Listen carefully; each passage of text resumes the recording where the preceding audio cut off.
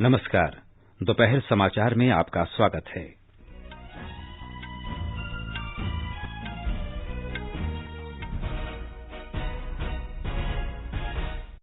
प्रधानमंत्री नरेंद्र मोदी ने कहा, सरकार देश में चिकित्सा शिक्षा में सुधार के लिए मिशन मोड पर काम कर रही है।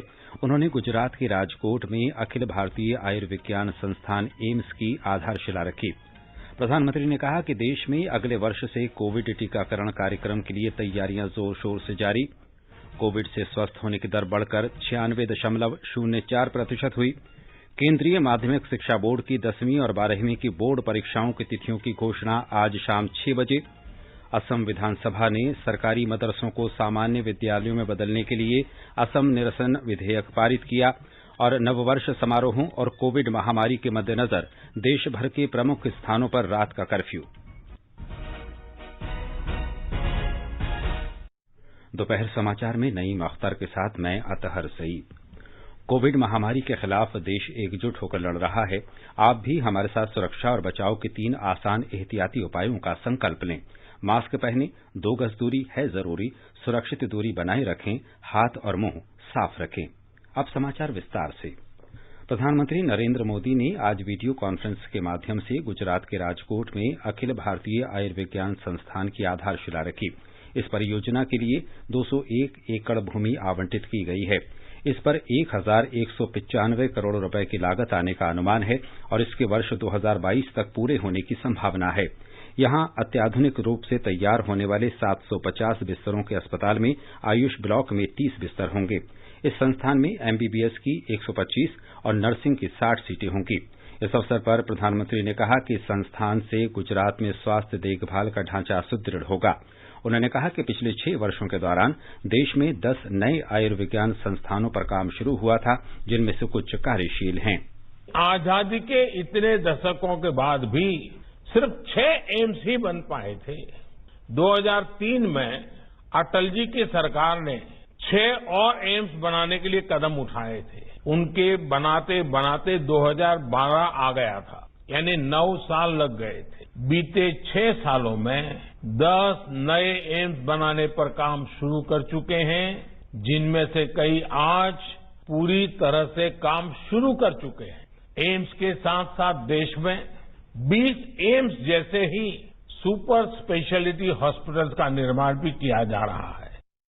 प्रधानमंत्री ने कहा कि सरकार देश में आयुर्विज्ञान के क्षेत्र में शिक्षा के स्तर में सुधार लाने पर मिशन मोड पर काम कर रही है। उन्होंने कहा कि राष्ट्रीय आयुर्विज्ञान आयोग के गठन के बाद देश में आयुर्विज्ञान शिक्षा के स्तर में काफी सुधार आएगा। श्री मोदी ने कहा कि पिछले 6 वर्षों के दौरान देश में एमबीबीएस की 31,000 नई सीटें बनाई गई हैं। स्नातकोत्तर पाठ्यक्रमों के लिए भी देश में 24,000 नई सीटें बनी हैं। प्रधानमंत्री ने कहा कि ये साल पूरी दुनिया के लिए स्वास्थ्य के रूप में अभूतपूर्व चुनौतियों का साल रहा है। साल 2020 को एक नई नेशनल हेल्थ फैसिलिटी के साथ विदाई देना इस साल की चुनौतियों को भी दर्शाता है और नए साल की प्राथमिकताओं को भी स्पष्ट करता है। ये साल पूरी दुनिया के लिए स्वास्थ्य के रूप में अभूतपूर्व चुनौतियों का साल रहा है। इस साल ने दिखाया है कि स्वास्थ्य ही संपदा है। ये कथा हमें हमारे पूर्वजों ने क्यों सिखाई है, ये हमें बार बार क्यों रटाया गया है, ये 2020 ने हमें भली भांति सिखा दिया। आयुष्मान भारत योजना का उल्लेख करते हुए श्री मोदी ने कहा कि इस योजना से उन गरीब लोगों को बहुत लाभ हुआ है जो पैसे की कमी के कारण अच्छा उपचार नहीं करा पाते थे। आज देश उन साथियों को, उन वैज्ञानिकों को, उन कर्मचारियों को भी बार बार याद कर रहा है जो कोरोना से लड़ाई के लिए जरूरी मेडिकल इंफ्रास्ट्रक्चर तैयार करने में दिन रात जुटे रहे हैं। आज का दिन उन सभी साथियों की सराहना का है जिन्होंने इस मुश्किल दौर में गरीब तक भोजन और दूसरी सुविधाएं पहुंचाने में पूरे समर्पण के साथ काम किया। इतना लंबा समय, इतनी बड़ी आपदा, लेकिन ये समाज की सामूहिक संगठित ताकत, समाज का सेवा भाव, समाज की संवेदनशीलता, उसी का नतीजा है कि देशवासियों ने किसी गरीब को भी इस कठिनाई भरे दिनों में रात को भूखा सोने नहीं दिया। प्रधानमंत्री ने कहा कि देश में लगभग 7,000 जन औषधि केंद्र गरीबों को बहुत ही कम कीमत पर दवाइयां उपलब्ध करा रहे हैं। गरीबों का एक और साथी है जन औषधि केंद्र। देश में लगभग 7,000 जन औषधि केंद्र गरीबों को बहुत ही कम कीमत पर दवाइयां उपलब्ध करा रहे हैं। इन जन औषधि केंद्रों पर दवाइयां करीब करीब 90% तक सस्ती होती हैं। यानी 100 रुपए की दवाई 10 रुपए में मिलती है। 3.5 लाख से ज्यादा गरीब मरीज हर रोज इन जन औषधि केंद्रों का लाभ ले रहे हैं और इन केंद्रों की सस्ती दवाइयों की वजह से गरीबों के हर साल औसतन 3600 करोड़ रुपए खर्च होने से बच रहे हैं। प्रधानमंत्री ने कहा कि सुरक्षित मातृत्व अभियान ने गर्भवती महिलाओं को रेगुलर चेकअप के लिए प्रोत्साहित किया है। प्रधानमंत्री सुरक्षित मातृत्व अभियान के गर्भवती महिलाओं को रेगुलर चेकअप के लिए प्रोत्साहित किया है और चेकअप के कारण उनको पहले से गंभीरता की तरफ इंगित कर दिया जाता है। इसका लाभ ये हो रहा है कि गर्भावस्था के दौरान जो कॉम्प्लिकेटेड केसेस होते हैं वो जल्दी पकड़ में आते हैं और उनका समय पर इलाज भी होता है। वहीं प्रधानमंत्री मातृ वंदना योजना के द्वारा ये सुनिश्चित किया जा रहा है कि गर्भवती महिलाओं को पर्याप्त पोषण मिले, देखभाल मिले। पोषण अभियान ने भी उनमें जागरूकता बढ़ाई है। प्रधानमंत्री ने कहा कि देश में कोरोना संक्रमण के मामले कम हो रहे हैं और कोविड टीका लगाने की तैयारियां जोर शोर से जारी हैं। कोरोना से पीड़ित साथियों को बचाने का भारत का रिकॉर्ड दुनिया से बहुत बेहतर रहा है। वहीं अब संक्रमण के मामले में भी भारत लगातार नीचे की तरफ जा रहा है। साल 2020 में संक्रमण की निराशा थी, चिंताएं थी। 2020 की वो पहचान बन गई, लेकिन 2021 इलाज की आशा लेकर के आ रहा है। वैक्सीन को लेकर भारत में हर जरूरी तैयारियां चल रही है। भारत में बनी वैक्सीन तेजी से हर जरूरी वर्ग तक पहुंचे, इसके लिए कोशिशें अंतिम चरणों में हैं। दुनिया का सबसे बड़ा टीकाकरण अभियान चलाने के लिए भारत की तैयारियां जोरों पर है। केंद्र सरकार और किसान संगठनों के बीच 7वें दौर की बातचीत 4 जनवरी को होगी। नई दिल्ली में कल किसान संगठनों के प्रतिनिधियों के साथ केंद्र सरकार के 6ठे दौर की बातचीत संपन्न हुई। बैठक में केंद्रीय मंत्री नरेंद्र सिंह तोमर, पीयूष गोयल और सोम प्रकाश शामिल हुए। बैठक के बाद कृषि मंत्री नरेंद्र सिंह तोमर ने कहा कि बातचीत अच्छे वातावरण में सकारात्मक रूप से संपन्न हुई। किसान यूनियन के नेताओं ने जो 4 विषय चर्चा के लिए रखे थे, उनमें 2 विषयों पर आपसी रजामंदी सरकार और यूनियन के बीच में हो गई है। पहला जो एनवायरमेंट से संबंधित ऑर्डिनेंस है, उसमें फराली और किसान सम्मिलित हैं। उनकी शंका थी कि किसान को इसमें नहीं होना चाहिए और इस मामले में दोनों पक्षों में रजामंदी हो गई है। दूसरा इलेक्ट्रिसिटी एक्ट जो अभी आया नहीं है, किसानों की सिंचाई के लिए जो विद्युत की सब्सिडी दी जाती है वो राज्य जिस प्रकार से पहले से देते रहे हैं वैसी ही चलनी चाहिए, ऐसी यूनियंस की मांग थी। उस मांग पर भी यूनियन और सरकार के बीच में रजामंदी हो गई है। कृषि मंत्री ने किसान नेताओं को आश्वासन दिया कि सरकार उनकी समस्याओं को सुलझाने के लिए प्रतिबद्ध है और सौहार्दपूर्ण समाधान के लिए दोनों पक्षों को कदम आगे बढ़ाने की जरूरत है। श्री तोमर ने कहा कि दिल्ली में कड़ाके की ठंड को देखते हुए किसान नेताओं से बुजुर्गों, महिलाओं और बच्चों को वापस घर भेजने का अनुरोध किया गया है। सरकार की ओर से मानवीय दृष्टिकोण को सामने रखकर यह अनुरोध किया है कि सर्दी का सीजन है, इसलिए यूनियंस के लीडर को चाहिए कि जो बहुत बुजुर्ग लोग हैं, महिलाएं, बच्चे हैं, उनको घर जाने के लिए वो आग्रह करें। आगे की जो बैठक 4 तारीख को होगी उसमें अगले विषय पर चर्चा रहेगी। ये समाचार हमारी वेबसाइट newsonair.com/hindi और हमारे mobile app news on AIR पर भी उपलब्ध हैं।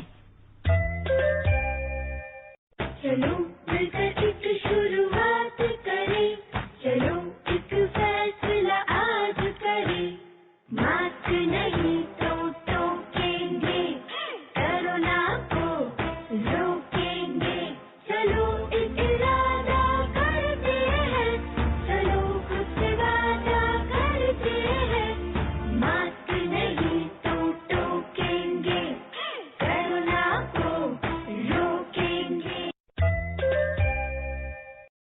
दोपहर समाचार में आपका फिर स्वागत है।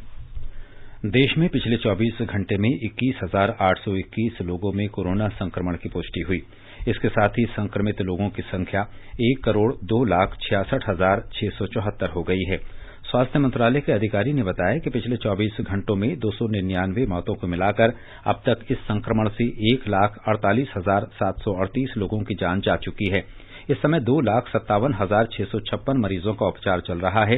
कल 26,139 मरीज स्वस्थ हुए। अब तक 98,60,280 मरीज संक्रमण से मुक्त हो चुके हैं। कोविड से स्वस्थ होने की दर 96.04% हो गई है। उत्तराखंड में कल 734 मरीज स्वस्थ हुए और 449 लोग संक्रमित हुए। राज्य में स्वस्थ होने की दर 91.56% है। वर्षांत पर उत्तराखंड के सभी प्रमुख पर्यटन स्थलों पर सुरुचिपूर्ण प्रकाश व्यवस्था की गई है। कोविड महामारी को देखते हुए प्रशासन ने नव वर्ष कार्यक्रमों के दौरान सुरक्षित दूरी बनाए रखने का निर्देश दिया है। देहरादून, नैनीताल तथा अन्य पर्यटन स्थलों में लोगों की आवाजाही पर कोई रोक नहीं है, परंतु कोविड से संबंधित दिशा निर्देशों का सभी को पालन करना होगा।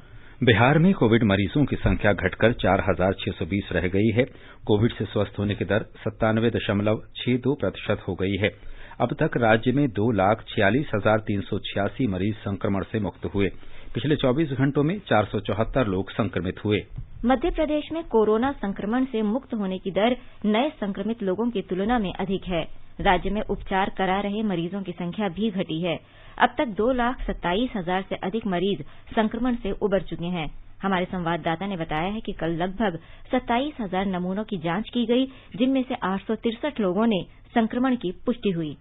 स्वास्थ्य विभाग के बुलेटिन के अनुसार बुधवार को कोविड के 1,061 मरीज स्वस्थ हुए हैं। प्रदेश के 35 जिलों में कोविड पॉजिटिव मरीजों की संख्या 10 से कम है। प्रदेश के अशोकनगर जिले में कोई भी नया मामला दर्ज नहीं किया गया है। अधिकतम कोविड पॉजिटिव मामले इंदौर और भोपाल में बने हुए हैं। उज्जैन में कल 30 नए पॉजिटिव मामले सामने आए हैं। प्रदेश में कल कोविड से 13 मरीजों की मृत्यु हुई है। कोविड से मरने वालों की कुल संख्या 3,595 है। प्रदेश के सभी प्रमुख शहरों के जिला प्रशासन ने नए साल की पूर्व संध्या पर विशेष कार्यक्रमों और विशेष कलाकारों की प्रस्तुतियों को प्रतिबंधित किया है। पूजा पी वर्धन, आकाशवाणी समाचार, भोपाल। तेलंगाना में पिछले 24 घंटों में 415 लोगों में संक्रमण की पुष्टि हुई। इसके साथ ही संक्रमित लोगों की संख्या 2,86,354 हो गई। कल 43,000 से अधिक नमूनों की जांच की गई। राज्य में स्वस्थ होने की दर बढ़कर 97.37% हो गई है। कल 316 मरीज संक्रमण से मुक्त हुए। अब तक राज्य में 2,78,839 लोग संक्रमण से मुक्त हो चुके हैं। पिछले 24 घंटे में 3 मरीजों की मौत के बाद अब तक इस महामारी से 1,541 लोगों की मौत हो चुकी है। आंध्र प्रदेश में अब तक 1,17,64,000 से अधिक कोविड नमूनों की जांच की गई है। पिछले 24 घंटे के दौरान राज्य में 55,000 से अधिक नमूनों की जांच में 349 संक्रमण के मामले पाए गए। राज्य में अब तक कोरोना से 8,81,000 से अधिक लोग संक्रमित हुए, जिनमें से 8,71,000 से अधिक लोग ठीक हो चुके हैं। त्रिपुरा में संक्रमित लोगों की संख्या लगातार घट रही है। इस समय 122 मरीजों का उपचार चल रहा है। राज्य में संक्रमण से ठीक होने की दर बढ़कर 98.47% हो गई है। अब तक 32,728 लोग संक्रमण से उबर चुके हैं। पिछले 24 घंटों में राज्य में 12 लोग संक्रमित हुए और 16 लोग ठीक हुए। कल शाम तक 5,77,000 नमूनों की जांच की जा चुकी है। मिजोरम में संक्रमण मुक्त होने की दर बढ़कर 97.43% हो गई है। पिछले 24 घंटे के दौरान 5 लोगों में संक्रमण की पुष्टि हुई, जबकि 3 मरीज स्वस्थ हुए। राज्य में अब तक 4,091 मरीज स्वस्थ हो चुके हैं। इस समय 105 मरीजों का इलाज चल रहा है। उत्तर प्रदेश सरकार ने प्रयागराज में माघ मेले में जाने के इच्छुक श्रद्धालुओं को कोविड-19 की नेगेटिव रिपोर्ट लाना अनिवार्य कर दिया है। राज्य के विभिन्न हिस्सों में होने वाले अन्य धार्मिक कार्यक्रमों में भी ये शर्त लागू रहेगी।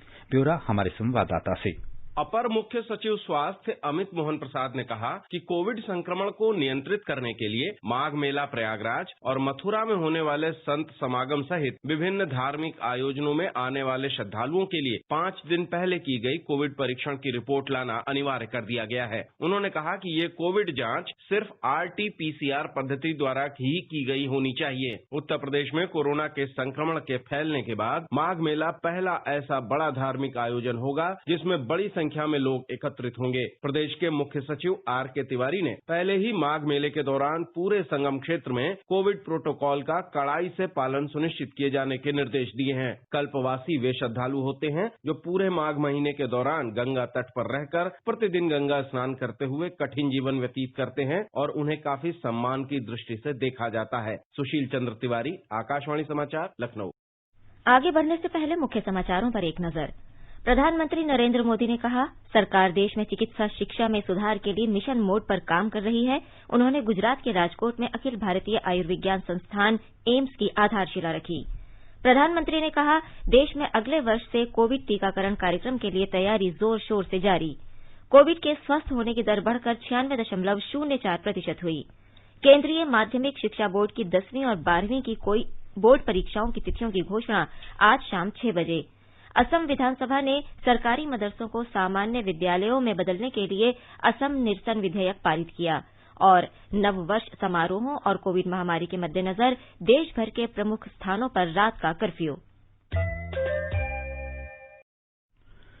नववर्ष समारोहों और कोविड महामारी के मद्देनजर देश भर के प्रमुख स्थानों पर रात का कर्फ्यू लागू रहेगा। नववर्ष के समारोह में लोगों के एकत्र होने को रोकने के लिए नई दिल्ली में आज और कल रात का कर्फ्यू लगा दिया जाएगा। सार्वजनिक स्थलों पर एक स्थान पर 5 लोगों से अधिक के जमा होने पर रोक रहेगी। आज रात 11 बजे से कल सुबह 6 बजे तक तथा कल रात 11 बजे से अगले दिन सुबह 6 बजे तक सार्वजनिक स्थानों पर जमा होने और समारोह मनाने की अनुमति नहीं होगी। हालांकि कर्फ्यू के दौरान लोगों और वस्तुओं की आवाजाही पर कोई प्रतिबंध नहीं होगा। कर्नाटक सरकार ने नववर्ष समारोह के संबंध में दिशा निर्देश जारी किए हैं। हमारे संवाददाता ने बताया है कि राज्य में आज शाम 6 बजे से कल सुबह तक धारा 144 के तहत 5 से अधिक लोगों के एक साथ जमा होने पर रोक लगा दी गई है। बेंगलुरु के MG road, church street, brigade road, Koramangala और इंदिरानगर, जहां हर साल लोग भारी संख्या में नया साल का स्वागत करने आते हैं, यहां कर्फ्यू लगा दिया गया है। लोगों के शामिल होने पर पाबंदी लगा दी गई है। डीजे पार्टी और डांस पार्टी पर रोक लगा दी गई है। इस साल संक्रमण की वजह से सरल, सुरक्षित नया साल आचरण पर जोर दिया गया है। केवल घर के पास ही लोग नया साल का आचरण कर पाएंगे। होटल और क्लब पर भी पाबंदी लगा दी गई है, जहां कम से कम ग्राहक को आमंत्रित किया जाएगा। सुधींद्र, आकाशवाणी समाचार, बेंगलुरु। राजस्थान सरकार ने नए साल की पूर्व संध्या पर राज्य के बड़े शहरों में रात का कर्फ्यू लगाने का आदेश जारी किया है। ये आदेश ब्रिटेन में हाल ही में पाए गए कोरोना के नए स्वरूप और इससे होने वाले संक्रमण को रोकने के लिए जारी किया गया है। ये कर्फ्यू आज रात 8 बजे से कल सुबह 6 बजे तक प्रभावी रहेगा। 1 लाख से अधिक की आबादी वाले सभी शहरों में रात्रि कर्फ्यू लगाया जाएगा। इन सभी स्थानों के बाजार आज शाम 7 बजे बंद हो जाएंगे। महाराष्ट्र में नववर्ष समारोह को देखते हुए मुंबई पुलिस ने सतर्कता बढ़ा दी है। सभी सार्वजनिक स्थलों पर भीड़ न जमा होने से संबंधित राज्य सरकार द्वारा जारी ताजा दिशा निर्देशों का कड़ाई से पालन करने के लिए पर्याप्त व्यवस्था की गई है। हमारे संवाददाता ने बताया है कि मुंबई पुलिस ने नववर्ष उत्सव के दौरान नागरिकों को स्वस्थ पर्यावरण सुनिश्चित कराने के लिए उपाय किए हैं। मुंबई पुलिस ने कल देर रात जारी की हुई विज्ञप्ति में राज्य सरकार से जारी दिशा निर्देशों की ओर ध्यान आकर्षित करते हुए नए साल का स्वागत अत्यंत सादगी से करने का आह्वान किया है। सार्वजनिक स्थानों पर 5 से ज्यादा लोग इकट्ठा नहीं हो सकते। रात 11 से सुबह 6 बजे तक नाइट कर्फ्यू लगाया गया है और इस दौरान होटल, रेस्तरां, बार या पब में लोग इकट्ठा नहीं हो सकते। साथ ही पुलिस ने इन स्थानों पर डीजे और लाउड स्पीकर बजाने के बारे में निर्देश जारी किए हैं। अनुमति प्राप्त स्तर के ऊपर म्यूजिक बजाने पर पाबंदी लगाई है। पटाखों की आतिशबाजी भी नहीं की जा सकती। शहर में सभी गतिविधियों पर नजर रखने हेतु तथा भीड़ के नियंत्रण के लिए भारी संख्या में पुलिस बल तैनात किया जाएगा। जगह जगह नाकाबंदी लगाकर वाहनों की जांच की जाएगी। गाड़ियों में केवल 4 व्यक्ति तथा 2 पहिया वाहनों पर केवल 2 लोग सवार हो सकते हैं। शराब पीकर गाड़ी चलाने को प्रतिबंध करने हेतु कड़ी जांच की जाएगी और इस साल ब्रेथ एनालाइजर के बजाय खून की जांच करके चालक द्वारा शराब पीने की पुष्टि करने का पुलिस का विचार है और जगह जगह ड्रोन का भी उपयोग किया जाएगा। शैलेश पाटिल, आकाशवाणी समाचार, मुंबई। गोवा में वर्ष 2020 की विदाई और नववर्ष 2021 के आगमन की तैयारियां जोरों पर हैं। कोविड-19 से संबंधित प्रतिबंधों को देखते हुए वहां समुद्र तटों तथा अन्य स्थानों पर होने वाले विभिन्न कार्यक्रम तथा संगीत प्रस्तुतियों के दौरान निर्धारित दिशा निर्देशों का पालन करने पर जोर दिया जा रहा है। पुद्दुचेरी जिला प्रशासन ने केंद्रीय गृह मंत्रालय द्वारा कोविड से संबंधित दिशा निर्देशों के अनुपालन में आज रात होने वाले नव वर्ष समारोह में लोगों के शामिल होने से संबंधित विस्तृत दिशा निर्देश जारी किए हैं। पुलिस ने भी इस आयोजन को लेकर पर्याप्त व्यवस्था की है। ये समाचार आकाशवाणी से प्रसारित किए जा रहे हैं। ताजा समाचार जानने के लिए आप हमारे Twitter handle @AIR News Hindi को फॉलो कर सकते हैं। ये आकाशवाणी है। केंद्रीय शिक्षा मंत्री रमेश पोखरियाल निशंक आज शाम 6 बजे केंद्रीय माध्यमिक शिक्षा बोर्ड की 10वीं और 12वीं की परीक्षा की तारीखों की घोषणा करेंगे।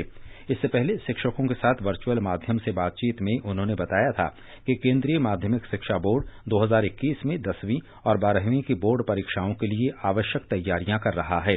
उन्होंने कहा कि छात्रों, शिक्षकों और अभिभावकों के सुझावों को ध्यान में रखकर परीक्षाओं की तैयारी की जा रही है। असम विधानसभा ने राज्य सरकार के सभी मदरसों को खत्म करके उन्हें सामान्य स्कूलों में बदलने संबंधित असम निरसन विधेयक 2020 पारित कर दिया है। विपक्षी दल कांग्रेस और all India United democratic front ने विधेयक प्रवर समिति को भेजे जाने की मांग खारिज होने के बाद सदन से वॉकआउट किया।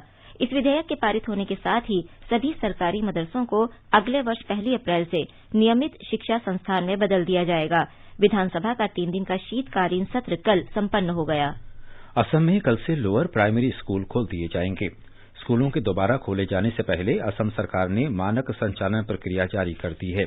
इसके अनुसार लोअर प्राइमरी स्कूल की सभी 1 से 5 तक की कक्षाएं वैकल्पिक दिनों में चलेंगी। संबंधित दिशा निर्देश सभी सरकारी और निजी संस्थाओं पर लागू होंगे। स्कूल सुबह 9 बजे से दोपहर 1:45 तक खुले रहेंगे। सरकारी स्कूलों में मध्याह्न भोजन 12:15 बजे से 12:45 के बीच उपलब्ध कराया जाएगा। सप्ताह में एक बार स्कूल परिसर को सैनिटाइज किया जाएगा। अब एक नजर आज के मौसम पर। राष्ट्रीय राजधानी दिल्ली में आज शीतलहर चल रही है। तापमान 6 और 15 डिग्री सेल्सियस रहेगा। पश्चिम की बात करें तो मुंबई में आसमान आमतौर पर साफ रहेगा। तापमान 19 और 31 डिग्री सेल्सियस के आसपास रहेगा। बात करें दक्षिण की तो चेन्नई में बादल छाए रहेंगे और हल्की बारिश होगी। तापमान 24 और 30 डिग्री सेल्सियस के बीच रहेगा। पूरब चलें तो कोलकाता में आमतौर पर आसमान साफ रहने की संभावना है। शहर में न्यूनतम तापमान 13 डिग्री और 25 डिग्री सेल्सियस के बीच रहने का अनुमान है। श्रीनगर में आसमान साफ रहेगा और दोपहर बाद या शाम को आंशिक रूप से बादल छाए रहेंगे। न्यूनतम तापमान 0 से 6 डिग्री सेल्सियस नीचे दर्ज किया गया। अधिकतम तापमान लगभग 9 डिग्री सेल्सियस रहेगा। जम्मू में न्यूनतम तापमान 3 डिग्री सेल्सियस रहा, जबकि अधिकतम तापमान 17 डिग्री सेल्सियस रहने का अनुमान है। आसमान साफ रहेगा। लेह में आसमान मुख्य रूप से साफ रहेगा। न्यूनतम तापमान 0 से 15 डिग्री सेल्सियस नीचे दर्ज किया गया, जबकि अधिकतम तापमान 0 से 2 डिग्री सेल्सियस नीचे रहने का अनुमान है। गिलगित में आसमान साफ रहेगा। दोपहर बाद या शाम होते होते आंशिक रूप से बादल छाए रहने का अनुमान है। न्यूनतम तापमान 0 से 6 डिग्री सेल्सियस नीचे और अधिकतम 11 डिग्री सेल्सियस रहने का अनुमान है। मुजफ्फराबाद में आसमान साफ रहने की संभावना है, लेकिन दोपहर बाद या शाम तक आंशिक रूप से बादल छाए रहने का अनुमान है। तापमान 1 और 17 डिग्री सेल्सियस के बीच रहने की संभावना है। पूर्वोत्तर चले तो गुवाहाटी में आज तड़के धुंध छाई थी। न्यूनतम तापमान 10 डिग्री और अधिकतम तापमान 16 डिग्री सेल्सियस रहेगा। समाचार कक्ष से अलका सिंह। आकाशवाणी का समाचार सेवा प्रभाग वर्ष की प्रमुख घटनाओं के बारे में वार्षिकी 2020 श्रृंखला प्रस्तुत कर रहा है। इस कड़ी में आज हम कौशल भारत के बारे में रिपोर्ट प्रस्तुत कर रहे हैं। देश भर में कौशल विकास को बढ़ावा देने और मजबूत संस्थानिक ढांचे को लागू करने के लिए 15 जुलाई 2015 को राष्ट्रीय कौशल विकास मिशन की शुरुआत की गई थी। इसे स्किल इंडिया मिशन के नाम से भी जाना जाता है। प्रधानमंत्री नरेंद्र मोदी ने 15 जुलाई को विश्व युवा कौशल दिवस के अवसर पर वर्चुअल सम्मेलन में कहा था कि देश में लाखों कुशल लोगों की आवश्यकता है। तेजी से बदलती हुई आज की दुनिया में अनेक सेक्टरों में लाखों स्किल्ड लोगों की जरूरत है।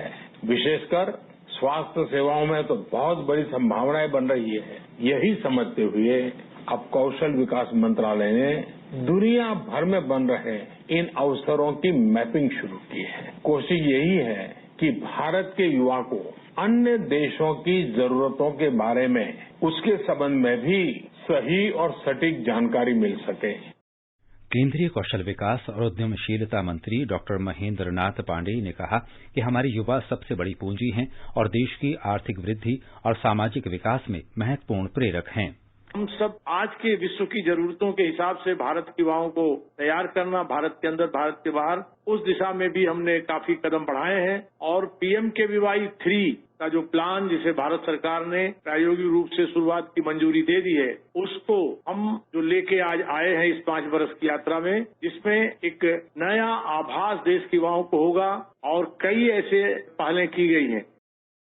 हमारे संवाददाता ने बताया कि कौशल भारत योजना पूरे देश के विकास की दिशा में महत्वपूर्ण पहल है। कौशल भारत मिशन युवाओं को विभिन्न कौशल के जरिए सक्षम और सशक्त बनाने की भारत सरकार की एक पहल है, ताकि उन्हें रोजगार के अधिक से अधिक अवसर मिल सके। इस मिशन के तहत कौशल से संबंधित विभिन्न प्रकार के पाठ्यक्रम चलाए जा रहे हैं, जो राष्ट्रीय कौशल योग्यता तंत्र के तहत उद्योग और सरकार से मान्य हैं। इन पाठ्यक्रमों के माध्यम से युवाओं में तकनीकी विशेषज्ञता का विकास होता है और कंपनियों को कार्य विशेष के लिए उनके प्रशिक्षण में निवेश नहीं करना पड़ता। कौशल भारत मिशन का उद्देश्य युवाओं को बेहतर आजीविका हासिल करने के लिए प्रशिक्षण लेने में सक्षम बनाना है। पिछले 5 वर्षों में 5000 से अधिक ITI स्थापित किए गए हैं, ताकि युवाओं को प्रशिक्षित किया जा सके। इस मिशन के तहत कृषि क्षेत्र में 3,42,000 से अधिक लोगों को प्रशिक्षित किया जा चुका है। वहीं पिछले 3 वर्षों में लगभग 5 लाख अप्रेंटिस को प्रशिक्षण दिया गया है। इसके अलावा दीनदयाल उपाध्याय ग्रामीण कौशल योजना के तहत 2018-19 और 2019-20 के दौरान 4,40,000 छात्रों को प्रशिक्षित किया गया है,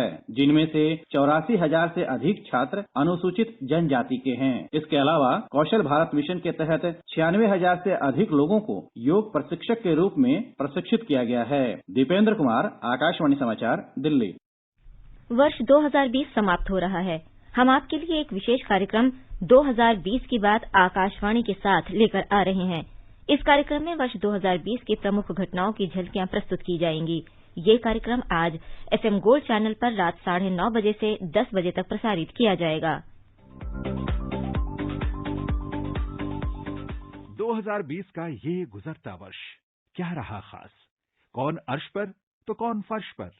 सामाजिक, आर्थिक, वैश्विक और राजनीतिक पटल पर कौन सी घटनाओं ने अपनी छाप छोड़ी? वैश्विक कोरोना आपदा के बीच मनुष्य की जिंदा दिली की कहानी आकाशवाणी की जुबानी। सुनिए विशेष कार्यक्रम 2020 की बात आकाशवाणी के साथ 30 दिसंबर बुधवार को और 31 दिसंबर बृहस्पतिवार को रात्रि 9:30 बजे से 10 बजे आकाशवाणी 100.1 FM गोल्ड चैनल पर।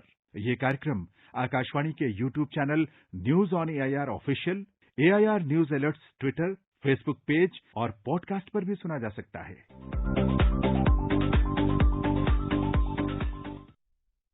अंत में मुख्य समाचार एक बार फिर। प्रधानमंत्री नरेंद्र मोदी ने कहा, सरकार देश में चिकित्सा शिक्षा में सुधार के लिए मिशन मोड पर काम कर रही है। उन्होंने गुजरात के राजकोट में अखिल भारतीय आयुर्विज्ञान संस्थान एम्स की आधारशिला रखी। प्रधानमंत्री ने कहा, देश में अगले वर्ष से कोविड टीकाकरण कार्यक्रम के लिए तैयारी जोर शोर से जारी। कोविड से स्वस्थ होने की दर बढ़कर 96.04% हुई। केंद्रीय माध्यमिक शिक्षा बोर्ड की 10वीं और 12वीं की बोर्ड परीक्षाओं की तिथियों की घोषणा आज शाम 6 बजे। असम विधानसभा ने सरकारी मदरसों को सामान्य विद्यालयों में बदलने के लिए असम निरसन विधेयक पारित किया। और नववर्ष समारोहों और कोविड महामारी के मद्देनजर देश भर के प्रमुख स्थानों पर रात का कर्फ्यू। वर्ष 2020 जाते जाते कई यादें छोड़े जा रहा है। इस साल इरफान खान, सुशांत सिंह राजपूत और ऋषि कपूर जैसे अभिनेता तथा SP बालासुब्रमण्यम जैसे गायक हमारे बीच नहीं रहे। शास्त्रीय गायक पंडित जसराज भी उनमें से एक हैं। आइए सुनते हैं उनकी सुमधुर आवाज। गोपालं गोपीवल्लभं गोविन्दं गोकुलानन्दं गोपालं गोपीवल्लभं गोवर्धनोद्धरं वीरं गोवर्धनोद्धरं वीरं तं वन्दे गोमतीप्रियम्।